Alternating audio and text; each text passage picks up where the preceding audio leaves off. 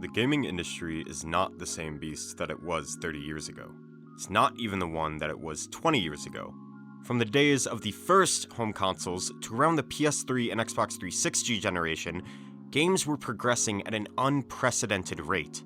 Hardware capabilities were advancing, and as such, the software, or the games, on the system reflected this growth.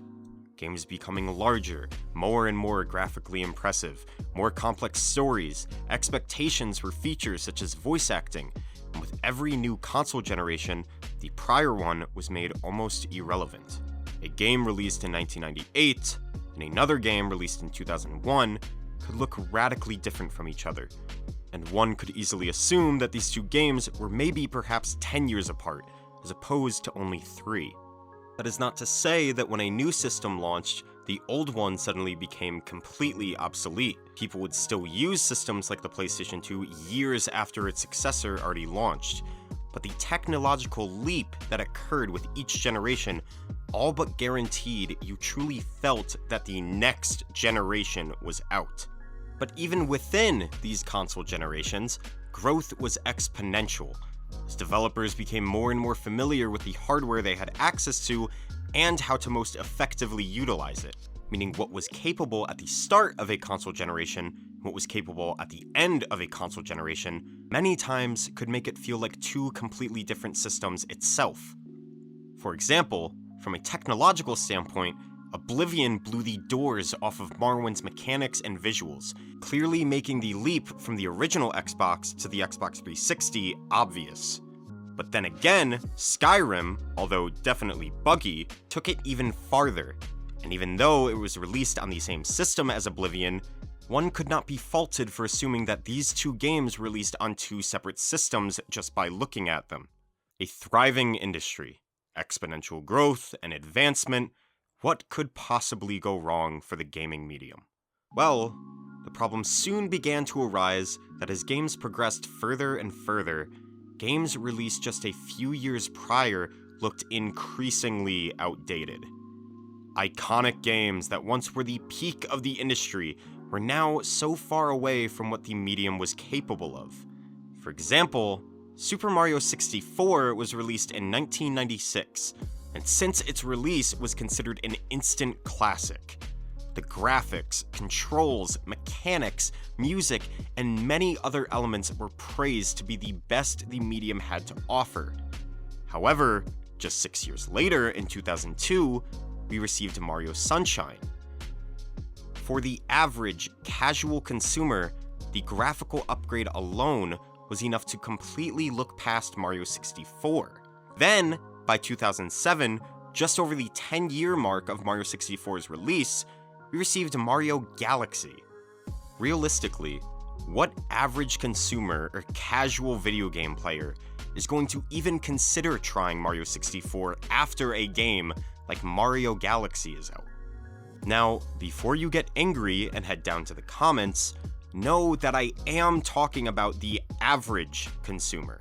The casual player who usually only grabs what's new and what catches their eye. For a player like this, which makes up an overwhelmingly large amount of the gaming audience, first impressions are everything. How a game looks is absolutely vital in whether they are going to try the game or not. While myself and many others will argue for days about how enjoyable older gaming experiences still are today, we cannot be so naive as to assume that this is the universal opinion on older games. The casual audience sees an older game next to a newer one and chooses the newer one. I've never agreed with the ideology of once a new product comes out, the old one is replaced. Each product we're interested in will always interest us in that way. When the newest Radiohead album releases, I don't stop listening to the older ones. With that said, compare the gaming industry to other forms of media. A movie released in 1980 is still as enjoyable today as it was then on a technological level.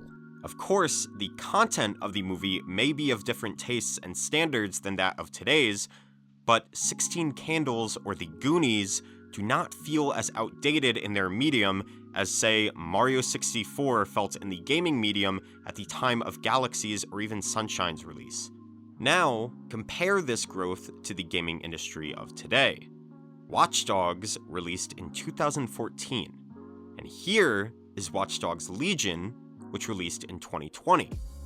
Another example, Far Cry 3 released in 2012, and here is Far Cry 6 released in 2021.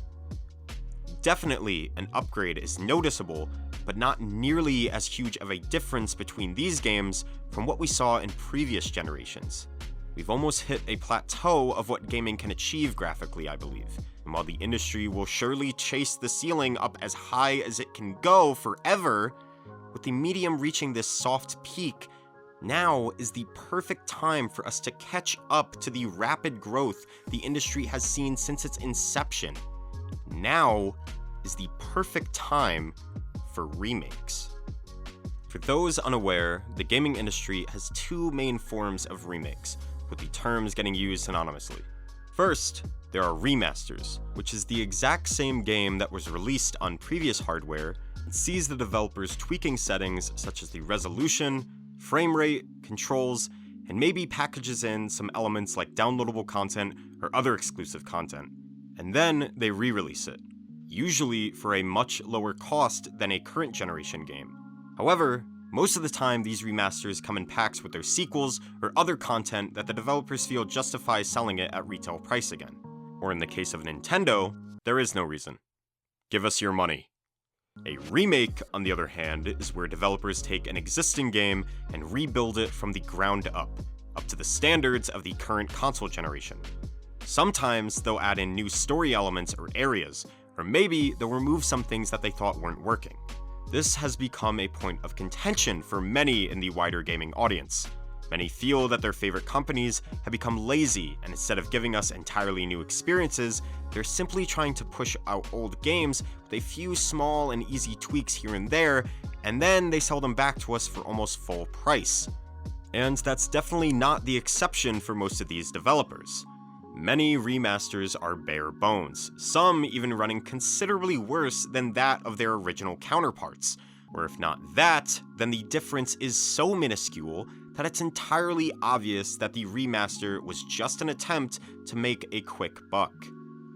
Even worse, some companies will tie the future of a series onto the back of the success of a remaster, and if that remaster is of low effort and poor quality, and the future of a series you love is now tied to it, you can see where the negative reception towards re-releases originates. However, I don't want to jinx anything, and maybe you haven't been paying attention, but this is the best age of remakes we've arguably ever seen in gaming. Remakes have existed all the way back since the Super Nintendo age, but many remakes back then have now also fallen victim to the passage of time, making even some of these remakes now in need of remakes.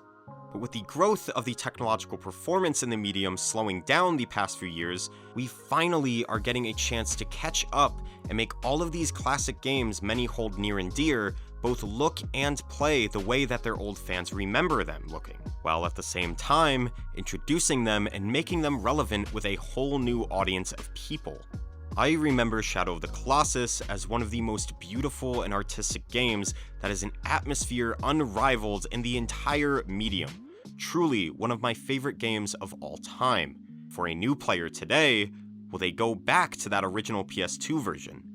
Will they even go back to the remastered PS3 version? I would argue not. And if the story ended there, then they would simply never know about the beauty of Shadow of the Colossus. Until the absolutely beautiful remake on PS4 came in to knock their jaw on the floor. It is true that for years now we've seen simple remasters of games being pushed out with little to no effort, but we are finally in an age where remasters seem to be more rare than remakes. And it definitely helps that all of these remakes are of the highest quality imaginable. Demon's Souls remake, Dead Space remake, Resident Evil 2, Resident Evil 4, a game that already had a remaster in previous generations before the developer said, that's not good enough for a game of this caliber, let's try again. And now has a new game that reminds players of today that this game is still the peak of its genre and deserves your respect. There are countless others: Crash, Spyro, Tony Hawk, Zelda. These are all elite tier games that make these iconic pieces of gaming history relevant again today. Many players take to online forums and comment sections with anger upon the announcements of these remakes, saying that they'd much rather a new experience than an old one. I don't agree with that at all. The gaming industry is one that still, to this day, has to fight for its title as an art medium. Despite the many years that the medium has proved it's indeed a medium of art, there are still those who would deny what should be obvious. These products that are made by teams of writers, artists, animators, coders, cinematographers, musicians, sound engineers, actors, directors, and other groups that are recognized to be artists, still, the overarching product that they create is not considered to be art. Even with events like the Game Awards that recognize games that have done something truly special and in an artistic and creative way, games are still viewed by the masses as nothing more than toys. Games such as Grand Theft Auto and Call of Duty are constantly brought up with this argument of games not being art, being some of the top-grossing games consistently every year, and not being considered to be artistic due to their violent or parody nature. Meanwhile, the top-grossing films of every year are being filled with your Avengers or your John Wicks. I love both of these movie series. Were I to have such a shallow and narrow-minded viewpoint as these people, and judge movies only for what I see here, I could make the case that cinema is not a form of art either, because obviously, a few hand-picked examples of what is relevant and popular at the time does not reflect an entire medium, and should not be used to judge the entire medium. So why would we not want some of the most iconic and classic games that are of the highest quality and defined their genres to be made relevant to the masses again? I notice how many of those who would argue video games are not art never mention a game such as Shadow of the Colossus, who, as previously mentioned, is one of the most artistic and beautiful games I've ever experienced. Why would you not want a remake of it to put it back in the public eye, making it a new smash hit success that today's world can appreciate? I notice that those who would argue games don't have the capability to tell complex stories almost rarely bring up games like Dark Souls, and certainly not Demon Souls. Games that can do environmental storytelling perhaps better than any other medium of art can. Why would you not want Demon Souls to be experienced again, be appreciated for what it had that its big brother vastly overshadowed? Why do you not want good games? For a game to be remade, surely it has to have found some success in its original release. You can be assured of its quality by the nature of it being worthy of a remake. And yes, the remake could destroy what the original achieved, but that is usually, at least recently, not the case. I want to get good games. I want to re-experience games I once loved that have been upgraded for the modern age. I can understand being confused at some of these selections for remakes, such as the much-debated Last of Us Part 1 that, let's get this out of the way, absolutely did not need a remake. I also understand that many people would rather just receive new games, as after all, those old experiences will always be there for them to play. But step outside of yourself for a moment. You may love that game to pieces, but many others do not. They don't even know about it. Xenoblade Chronicles Definitive Edition was victim of this feedback upon its announcement, many fans asking for a new game as opposed to a remake of a game they were all too familiar with. But at the announcement of Definitive Edition, the original game was already 7 years old. We were 2 console generations past the original's release. There had been a port to the 3DS and to the Wii U, sure, but both of these had drastically smaller audiences and success than what the Switch was seeing. I want to experience games I love multiple times. I may not like paying for them over and over, but if it's something I truly loved playing, then I love seeing them be made available and polished for the next generation, even if I don't personally purchase it. For cases such as The Last of Us Part 1, if you're not a fan of The Last of Us, you weren't going to be getting the game anyway. If you are a fan of The Last of Us, I'm sure this announcement was something cool for you that you were happy to see, even if you were not going to be purchasing the game again. If Resident Evil 4 didn't get a remake, how long could its reputation convince modern gamers to give it a shot, see the masterpiece it is and what it did for the action horror genre? If Wind Waker didn't get another chance to shine, if Shadow of the Colossus died on the PlayStation 2, when Link's Awakening was announced, I was more excited for that than most of the new announcements in that direct, because I played Link's Awakening. I like that game. I get to experience that game I loved again in a modern way, and hopefully it'll be something that more people talk about now. And sure enough, it was. The gaming industry is not the same beast it was 30 years ago. It's not even the same one it was 20 years ago. And as it gets older, the classic games we love only become more and more irrelevant. It's a cool thing to see your favorite games come back to life. It's a cool thing to restore iconic games to their rightful status in the modern age.